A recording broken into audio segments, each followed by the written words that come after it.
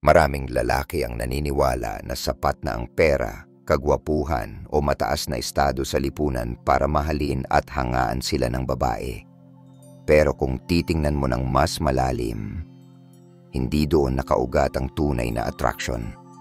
Ang damdamin ng isang babae ay mas komplikado at mas makapangyarihan kaysa sa panlabas na anyo. May mga bagay na hindi sinasabi ng direkta, pero palaging hinahanap ng isang babae sa lalaki. Mga bagay na nakaukit sa kanyang isipan at emosyon, madalas hindi niya namamalayan, pero malakas ang impluwensya sa kanyang puso. Kung mauunawaan ng isang lalaki ang mga prinsipyong ito, mas magiging malinaw sa kanya kung bakit ang ilan ay hindi makalimutan ng babae, habang ang iba ay agad na nalilimutan. Kapag ang isang lalaki ay marunong umayos ng kanyang isipan, ang lahat ng kilos, presensya at pakikitungo niya ay nagiging magnet ng respeto at pagmamahal. Kaya ngayon, tatalakayin natin ang 12 lihim na hinahanap ng babae sa lalaki. Mga katangian na tahimik pero malakas, at siyang tunay na nagbibigay ng matinding hatak sa emosyon ng isang babae. Una, lakas ng kumpiyansa. Ang kumpiyansa ay hindi tungkol sa yabang. Hindi ito nakukuha sa mamahaling damit o bagong sasakyan.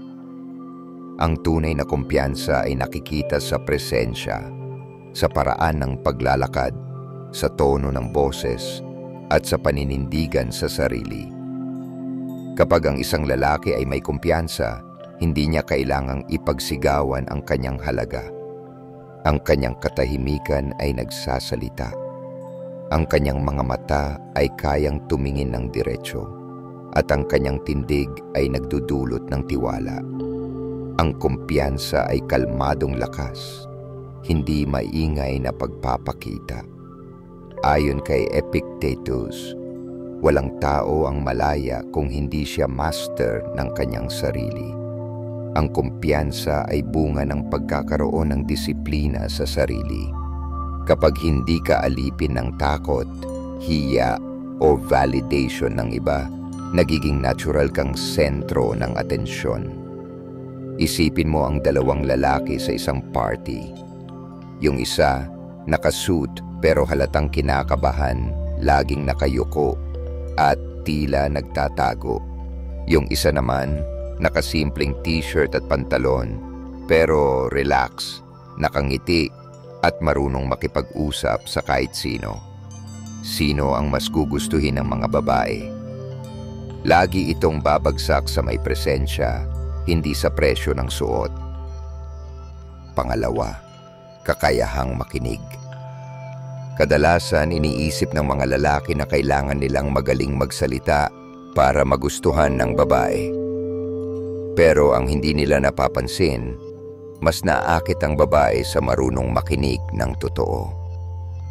Ang pakikinig ay hindi lang simpleng pagtango o pagsabi ng oo.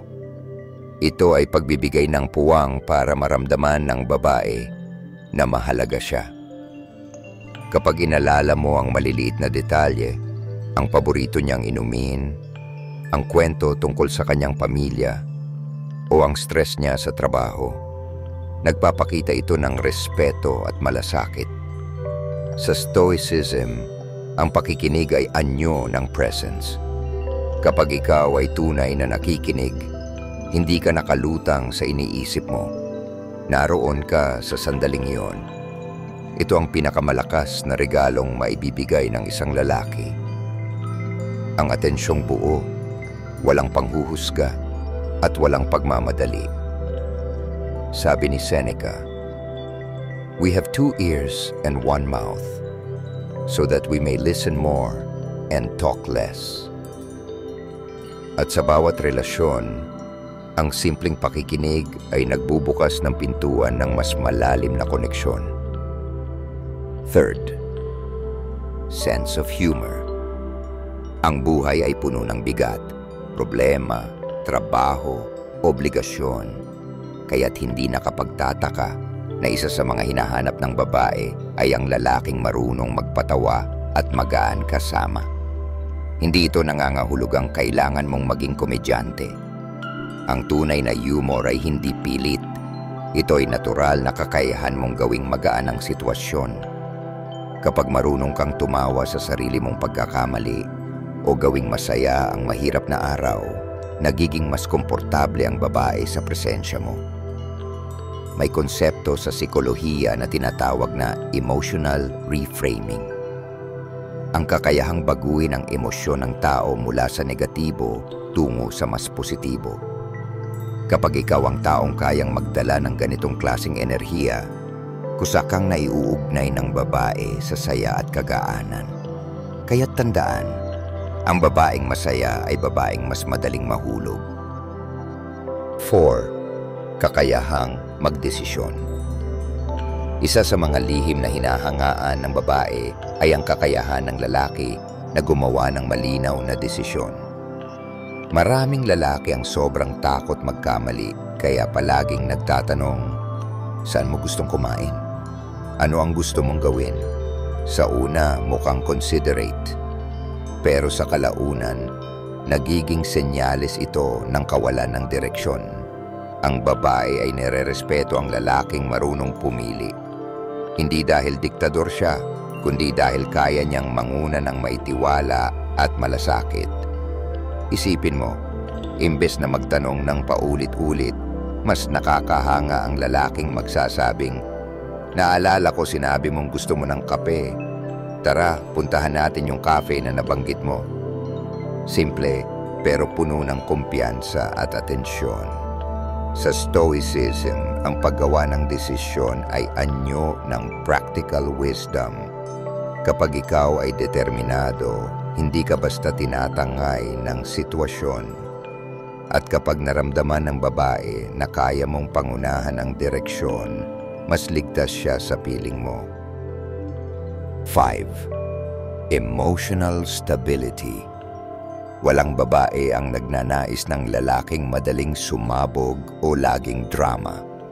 Ang hinahanap nila ay yung lalaking kayang manatiling kalmado sa gitna ng gulo. Kung may aberya, hindi agad nagagalit. Kung may away, hindi agad sumisigaw. Bagkus, marunong siyang huminga, mag-isip, at kausapin ang partner niya sa tamang oras. Ito ang tinatawag na maturity. Kapag nakikita ng babae na hindi ka alipin ang emosyon mo, mas lalo siyang humahanga. Ang iyong kalmadong disposisyon ay nagiging kanlungan para sa kanya. Sabi ni Marcus Aurelius, "If you are distressed by anything external, the pain is not due to the thing itself, but to your estimate of it. And this you have the power to revoke at any moment." Kapag pinapakita mong kaya mong pamahalaan ang sarili, nakikita niya sa iyo ang isang partner at protektor na maaasahan. 6. Ambisyon at direksyon sa buhay. Hindi lahat ng babae ay naghahanap ng milyonaryo. Ang hinahanap nila ay lalaking may pangarap at malinaw na direksyon. Ang lalaking walang plano ay parang barkong walang timon, hindi ligtas sakyan. Pero ang lalaking may pangarap, kahit maliit pa lang, ay nagbibigay ng inspirasyon. Kapag nararamdaman ng babae na meron kang vision, iniisip niya kung kaya niyang pangarapin at trabahuhin ang kinabukasan niya, kaya rin niyang pangalagaan ang magiging kinabukasan namin. Ang Stoics ay naniniwala na ang isang tao ay dapat mabuhay ayon sa kanyang telos o purpose. Kung malinaw ang direksyon mo, nagiging mas matibay ang respeto at paghanga ng babae. 7. Kakayahang magbigay ng seguridad. Ang babae ay natural na naaakit sa lalaking nagbibigay ng seguridad, hindi lang pisikal, kundi emosyonal at mental. Hindi ito nangangahulugang kailangan mong maging siga o laging nakikipaglaban. Minsan, sapat na ang simpleng kilos, paghawak ng kamay niya sa gitna ng siksikan, pagtiyak na makakarating siya ng ligtas, o pagbibigay ng assurance na hindi mo siya iiwan sa oras ng kahirapan. Sa Stoic lens, ito ay anyo ng duty. Ang lalaking responsable ay hindi nagtatago kapag may problema. Siya ang humaharap at pumapawi ng takot ng kasama niya. At sa ganitong paraan, mas nagiging malalim ang tiwala ng babae. 8. Pagiging mysterious. Maraming lalaki ang nagkakamali sa pagbubuhos ng lahat ng detalye sa unang pagkikita. Ang resulta, nawawala ang thrill. Ang pagiging mysterious ay hindi pagiging malamig. Ito ay kakayahang mag-iwan ng puwang na mag-uudyok ng curiosity. Kapag hindi agad niya alam lahat tungkol sa'yo, gusto pa niyang bumalik para alamin ang susunod na pahina ng kwento mo. Sabi ni Seneca, "To be everywhere is to be nowhere." Kung ibinubuhos mo lahat agad, nawawala ang essence mo. Pero kung marunong kang magtira ng espasyo, nagkakaroon siya ng dahilan para manatili. 9. Pagiging masayahin.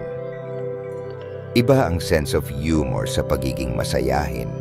Ang humor ay biro, ang masayahin ay lifestyle. Ang lalaking marunong ngumiti kahit may problema, marunong maghanap ng solusyon kaysa magreklamo, at may positibong pananaw sa buhay ay nagiging inspirasyon. May konsepto sa psychology na tinatawag na emotional contagion. Kapag ikaw ay masayahin, nahahawa ang babae sa energy mo. At kapag naramdaman niya na ang mundo ay gumagaan kapag ikaw ang kasama, mahirap ka ng palitan. 10. Pagpapakita ng malasakit sa maliit na bagay. Hindi palaging tungkol sa mamahaling regalo o grand gestures. Minsan, mas tumatatak ang simpleng pag-abot ng tubig, pag-adjust ng upuan, o pagbibigay ng mensaheng, "Huwag kang magpuyat, mahalaga ang pahinga mo." Ito ang tinatawag na consistency sa malasakit. Kapag ang babae ay nakaramdam na kahit sa maliliit na bagay ay iniisip mo siya, mas malakas ang attachment na nabubuo. Ang Stoics ay naniniwala sa kahalagahan ng virtue in small acts. Ang mabuting lalaki ay hindi lang mabuti sa harap ng madla. Mabuti rin siya sa mga tahimik na sandali na walang nakakakita. 11. Pagiging mapagkakatiwalaan. Ang pundasyon ng lahat ng relasyon ay tiwala. Ang babae ay humahanga sa lalaking hindi lang marunong mangako, kundi tumutupad sa salita niya. Hindi ito tungkol sa perpektong imahe, kundi sa consistency. Kung sinabi mong tatawag ka, tumawag ka. Kung sinabi mong pupunta ka, dumating ka. Sa ganitong paraan, unti-unting nagiging matatag ang tiwala. At kapag ibinigay ng babae ang tiwala niya, mas madali na para sa kanya na buksan ang kanyang puso. 12. Pagiging totoo at authentic. Sa huli, ang lahat ng ito ay babagsak sa isang bagay: authenticity. Maraming lalaki ang nagtatago sa likod ng maskara, nagpapanggap na mas mayaman, mas matapang, o mas perpekto kaysa sa tunay nilang sarili. Pero ang babae, sensitibo sa incongruence. Nararamdaman nila kung may hindi tugma sa sinasabi at ginagawa mo. Kapag ikaw ay tunay, hindi ka natatakot ipakita ang strengths at weaknesses mo. At dito, mas nagiging genuine ang koneksyon. Sabi ni Marcus Aurelius, "Be tolerant with others and strict with yourself." Ang pagiging totoo ay hindi pagpapakita ng lahat ng kahinaan. Ito ay balanse ng katapatan sa sarili at paninindigan.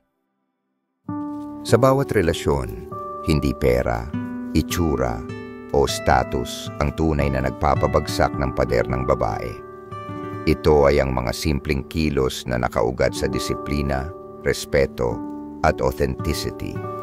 Mula sa kumpiyansa, pakikinig, humor, hanggang sa malasakit sa maliit na bagay. Lahat ng ito ay nagsasabi ng isang mensahe. Kaya kong panindigan ang sarili ko at kaya rin kitang pangalagaan.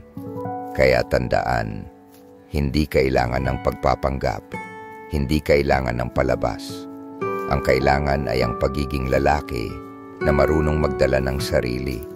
May direksyon, may malasakit, at higit sa lahat, may disiplina sa isip at puso. Sa ganitong paraan, hindi lang atraksyon ang makukuha mo. Makakamit mo rin ang respeto, tiwala, at isang koneksyon na hindi basta-basta napuputol.